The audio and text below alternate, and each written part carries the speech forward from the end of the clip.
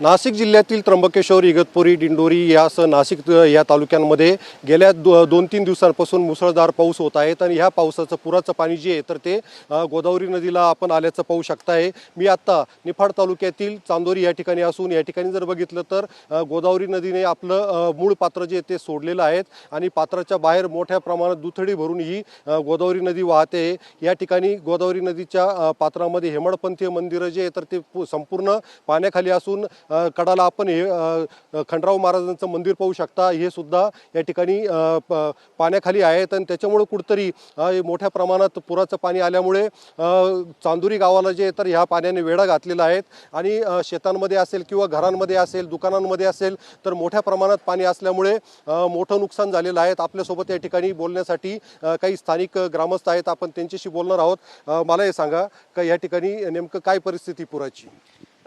गेल्या मागच्या 3-4 दिवसापासून चांदोरी, इगतपुरी असेल, त्र्यंबकेश्वर असेल किंवा नाशिकचा पश्चिम पट्टा असेल या ठिकाणी जो मुसळधार पाऊस झाला याच्यामुळे गोदावरी नदीच्या पाणी पातळीत वाढ होऊन इथे पूरसदृश परिस्थिती निर्माण झालेली आहे। यामुळे चांदोरी असेल, सायखेडा असेल किंवा आजूबाजूचे पंचक्रोशीतले जे गाव असेल यांचा संपर्क तुटलेला आहे आणि जी नदी गोदावरीची नदी ही तिची पातळी सोडून नक्कीच गावामध्ये आलेली।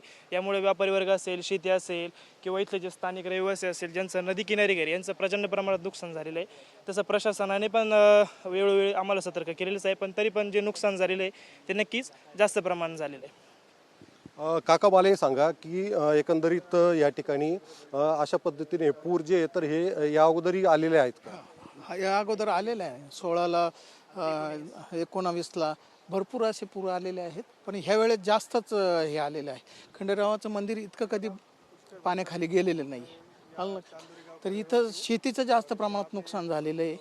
तर शासनाचे माणसं येऊन गेले, आता ते काय करतील त्याच्यावर त्यांनी पंचनामे करून भरपाईची काहीतरी व्यवस्था केली पाहिजे शेतकऱ्यांची।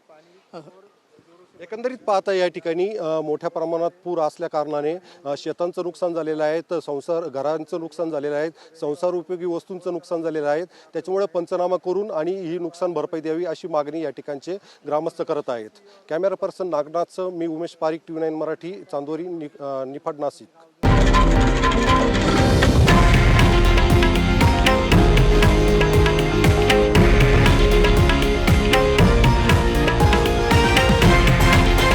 हे आहे देशातील नंबर 1 न्यूज नेटवर्क आणि आपण पाहत आहात TV9 मराठी, एकमेव।